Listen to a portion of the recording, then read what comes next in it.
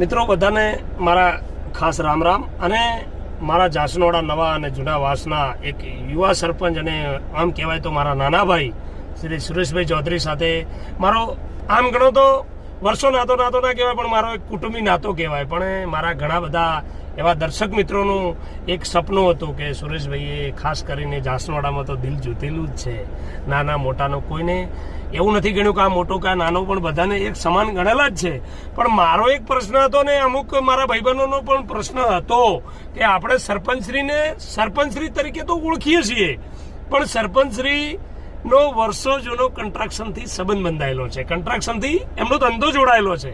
તો આજે હું એક એવા ચહેરા સાથે, એક એવા સરપંચ સાથે અને એક એવા કન્ટ્રાક્શન કે જે આપણા ભાઈ કહેવાય, આપણા વડીલ કહેવાય ને એક આપણા સરપંચ કહેવાય, એમની સાથે મુલાકાત કરવા જઈ રહ્યો છું.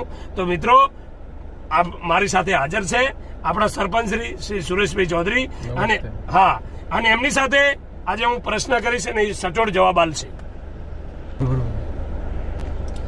તો આપણા લાડકવાયા એટલે સુરેશભાઈ ચૌધરીને આજે એક પહેલો પ્રશ્ન છે કે તમે વર્ષોથી સરકાર સાથે સંકળાયેલા છો અને સરકારશ્રીને કામો ઉપર તમે ભરોસો આપ્યો અને સરકારે તમારી ઉપર ભરોસો આપ્યો, તો એની વિશેષતા અમારા મિત્રોને સમજાવો.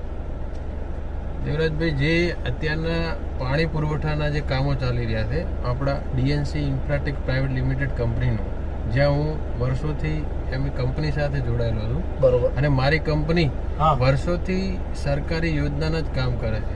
જે અત્યારે આપણા યશસ્વી વડાપ્રધાન નરેન્દ્રભાઈ મોદી સાહેબે જે સપનું જોયું છે વિકસિત ભારતનું, 2047 સુધી આત્મનિર્ભર ભારત, વિકસિત ભારતનું, એની અંદર આ કામ જે અત્યારે અમારા કામ ચાલી રહ્યા છે, તમે આજે સાઇટ વિઝિટ કરી, જે કામો પીવાની પાણીની પાઇપલાઇનના કામો છે. તમને એવોર્ડ પણ મળેલો છે જે આપણે તમે તળાવ ઉપર જે પાઇપલાઇનનું કામ કર્યું કુંવરજી બાવળિયા સાહેબ સાથે, તમને જે એવોર્ડ મળ્યો હતો, ગર્વની લાગણી છે, આખા ગુજરાતે જોયેલું છે અને એ એવોર્ડ આજે અને એ કામગીરી તમારી દર્શાવેલી છે. પણ આજે જે તમે આ ખેડ બ્રહ્મામાં તમારું કામ ચાલુ છે પહાડી લાઇનમાં, કે જે કોઈ કોન્ટ્રાક્ટરો કોન્ટ્રાક્ટ લેવા તૈયાર નતા, જે કોઈ માણસો કામ કરવા માટે તૈયાર નથી, કે કેમ કે પહાડી ઇલાકો છે કે જ્યાં તમે જે વિચારો છો એ નથી, એનાથી બધું ઉલટું છે. એ વિશે અમને સમજાવો કે ગામથી તમે પાઇપલાઇન કેવી રીતે જોડી રહ્યા છો. અત્યારે અમારું કામ પુસીના તાલુકામાં ચાલુ છે, હળાદ પુસીના, મતલબ અંબાજીથી ખેડ બ્રહ્મા રોડ ઉપર, ઈડર રોડ ઉપર.